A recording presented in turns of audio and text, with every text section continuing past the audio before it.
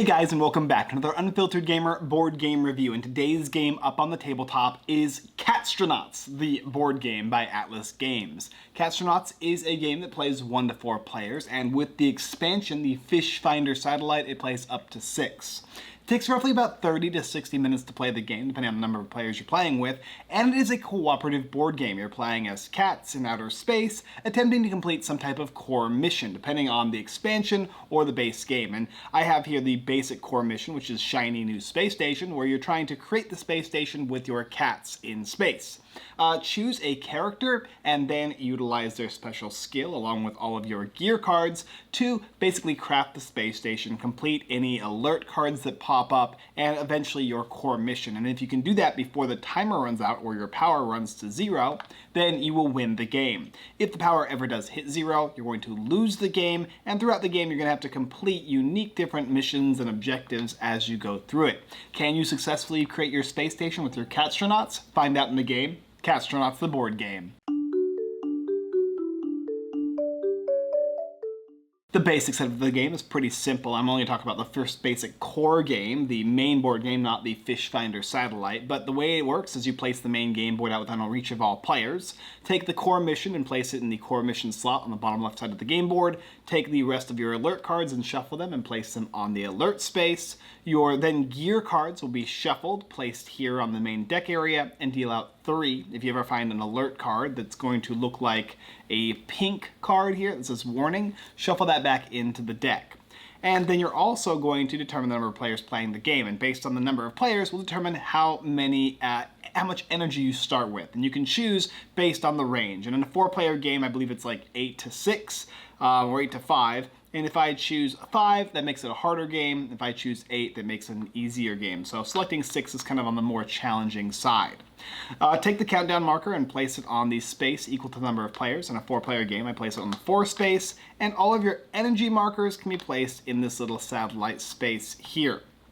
For each player, you're going to give them a character card, as well as a character standee, along with 2 gear cards that are not going to be the warning cards here, and an encouraging speech. It really doesn't matter what speech you give them. Along with one of these cards, this is a basic action and module tasks player reference card. The first player is going to get this first player marker, and the extra things, such as the additional tiles that you'll use to craft the space station and tokens that you'll use to power on the space station and possibly any alerts that you might have to deal with, are placed off to the side, and any extra encouraging speeches can go back into the game box. Make the main game board by placing the robot arm, your airlock, your Castro lounge, and your gear locker set up as you see in the rulebook, and place all your characters in the lounge. And from there, you're ready to go.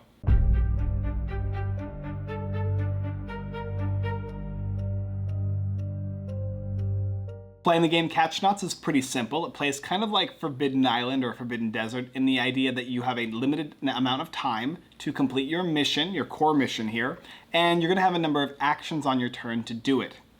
On your turn, you'll start off with taking any 2 actions that you'd like based on your little action, basic actions sheet here you can utilize. And then once you've taken your 2 actions, you're done. You'll take your character, you'll flip it over, and the next player can choose to go and take their turn.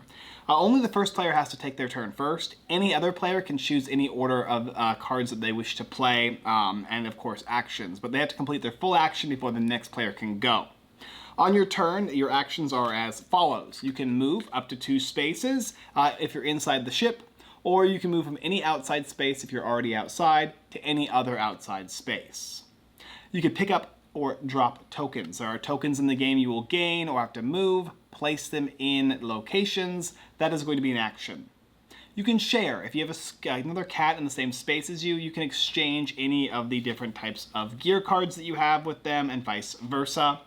You also have the ability to gear up, which is to take 1 gear from the deck or from the supply here and put it into your gear supply. 4 is your limit. At end of turn, or at the end of the round, I should say, you have to remove down to 4. You can also build. If you have the resources in your gear or extra gear area, you will be able to spend those gear to take the top tile and place it onto the map here. There are a number of different locations that you can place it on based on where you're currently stationed. There's rules as to how you place these, but for the most part it's pretty simple. Connect doors to doors, lock sections to lock sections, and in order to activate them they have to follow certain rules. Like the doors have to connect to other door spaces. If it's an outside space it must be on the outside, etc., etc. But pay your resources, take the tile, flip it over and place it onto a space that is adjacent. And if you do so, then it's online. The next action that you can take is you can go ahead and use your modules. There are modules throughout the game. These are spaces that you can interact with, and they'll do something unique. And on the back of these cards here are, back of the card, the module task card, it'll tell you what each space does, whether it be to draw extra different types of gear, or whether it is to flip the boot up token from its off to on side, move in and out of the airlock to go out into outer space, move to a new tile, etc., etc. And then there's only one other action left, I believe, and that is you can complete your mission. You'll follow the instructions on the mission card and place it next to your character's dashboard when it is completed. There are certain missions in the game that will come out and you'll have to complete them. Your main core mission is to bring all of the modules online, which are these tiles here. Boot up the main computer, which is a tile specifically in the deck you'll have to find, and you'll also have to get to the reentry pod module and then start up the launch. And if you do that, you win the game. And it's that simple. That's how the basic game works. I'm not going to cover the full explanation of the whole game, but we'll talk about some of it in my review. Okay, review time. So Catstronauts is a cooperative game. It plays like Forbidden Island or Forbidden Desert, games that basically give you a countdown timer indicated based on the number of rounds that you're going to be playing at, and then you're going to use those rounds and your actions to the best of your ability to do what you need to do to complete the mission. And the mission is to basically get all your tiles and place them out, and then make sure they're all connected correctly. Then you're going to boot up this computer, which there's going to be a computer tile in here, as well as a boot up thing. You're just going to have to basically turn it on, use one of your actions to do so. Get to the reentry pod, which is another separate tile. And when you do that, each character who does that is going to basically trigger one of these alerts. And after the last alert is triggered, basically the last person has gotten into the pod, you win. And that's the basic core mission. There are other missions that you can play. You can also do the Fish Finder satellite, which adds new tiles, it adds new objectives, core missions, and that kind of thing. But this basic game mode is simply utilizing actions as best you can, selecting a number of these gears. They're basically the gear, I should say, not gears, not like, but like, you know, okay, anyway. But yeah, you're taking these, you're adding them, and you're using them. And it definitely helps knowing what is in this stack here.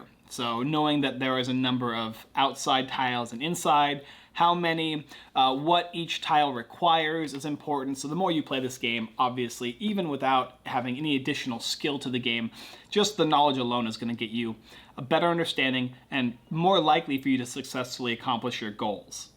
Additionally, too, going through this gear deck is important, but there's a cost, and it's to pull these alerts out. And in the alert deck are a number of different things that can happen. You could have lose gears, you can have your characters move to certain areas that you might not want to move to. There might be certain times where a certain item will be placed out on the board and you'll have to go to another tile, and it can prevent you from winning the game unless you do that. So these are like basically permanent additional missions that you have to successfully complete.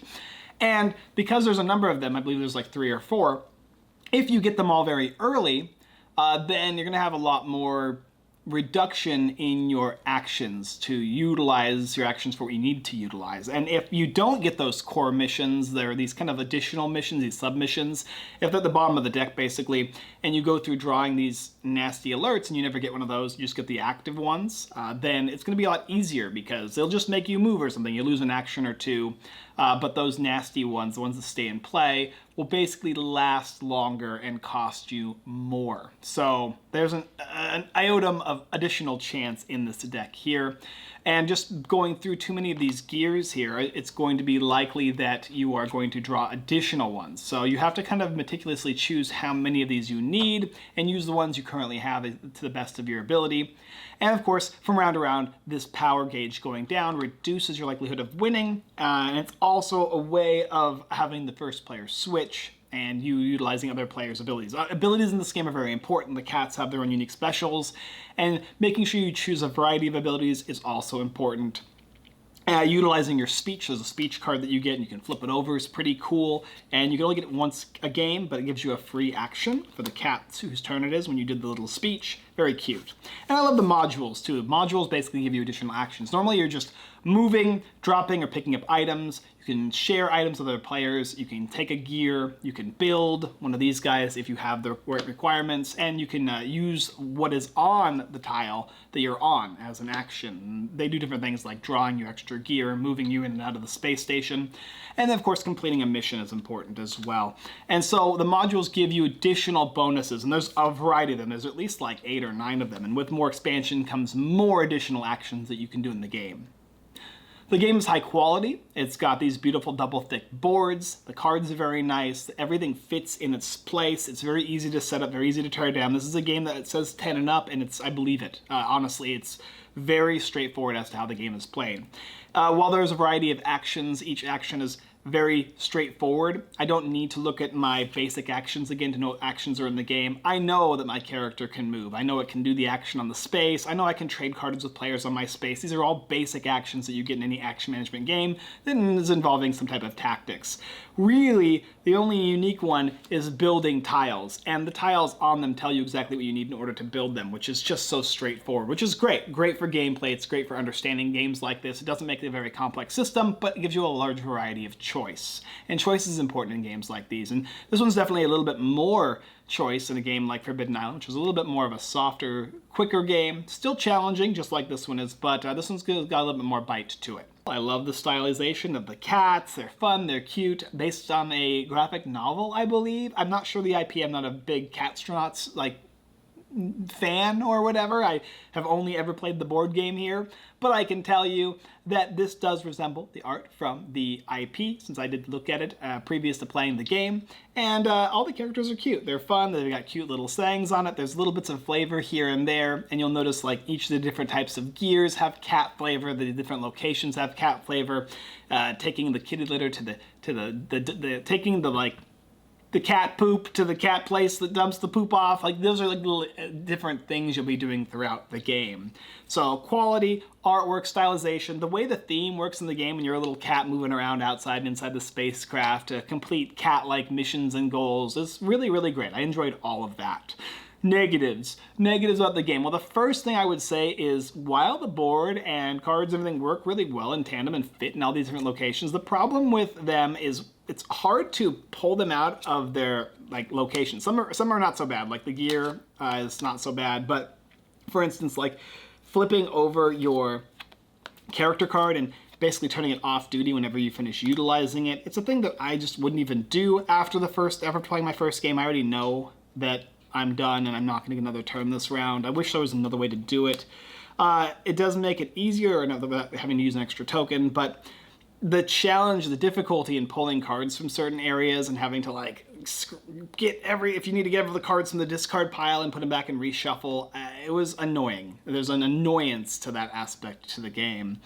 That's pretty much the only real qualm I had with it. This is a pretty light game. It's pretty strategic, but there's a bunch of luck in it. It's factored into what alerts that you get, how they affect you, when you draw the different alerts from the gear deck and how they affect other players, when you choose to utilize your actions and then you set up this perfect plan and then something goes awry because of these specific alerts.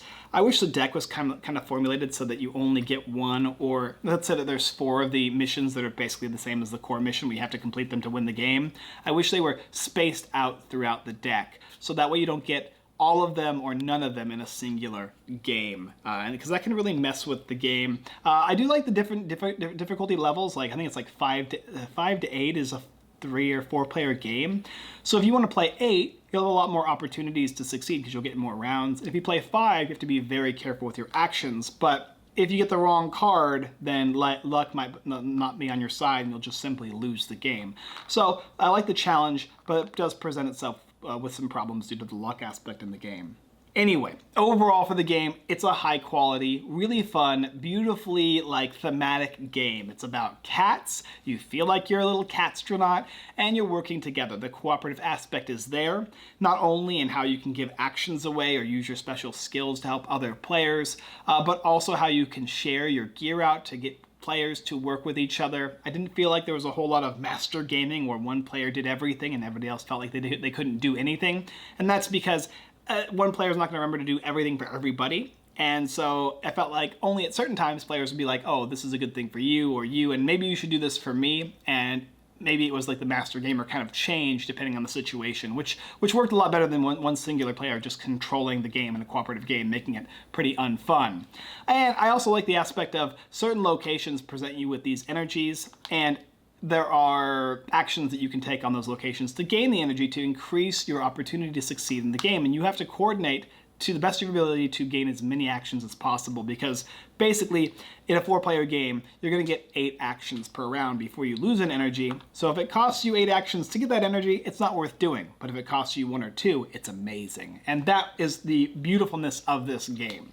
So if you're interested in a cat game, a cooperative game, it's all about cats in space, it's fun, it's thematic, it's cute, it works really well, then you're gonna like Catstronauts. And as long as you don't mind the fact that you have to kind of pick the pieces up and like hopefully you don't damage them, or if you are a gal or a guy that happens to have longer nails and you are able to pull the cards out, it'll probably be a little easier for you, but for me, it's a little bit of a challenge. But overall, excellent little game. I'm keeping this. This will be a fun game for my daughter in the future. Thank you guys for watching another Unfiltered Gamer board game review for the game Catstronauts, the board game by Atlas Games. If you're interested in picking this up, there is a link down below in the description. There's also a single player mode. I don't play single player when there's a multiplayer game. Usually only if it's a single player only game, so I didn't play that. I have no idea, but as far as 3 and 4 players go, this is a solid, fun, cooperative game. More players, the better. 30 to 60 minutes is correct, and I like that aspect about the game. It's nice and quick and easy, and you can play again if you'd like, or you can start adding these expansions, which I'll also provide in the description as well, like this one here, the cat finder, or fish finder satellite, so that your cat can find fish out there in outer space. All right, guys, thank you so much for watching. If you'd like, you can hit that subscribe button and bell notification button as well. We did a live stream of Catstronauts, the board game, that you can watch us play live here on YouTube. And it's also on Facebook and Twitch on our live stream area in this specific channel. Thank you so much for watching. As always, I look forward to flying around with you as a cat out in space, or as a Catstronaut, sorry, next time.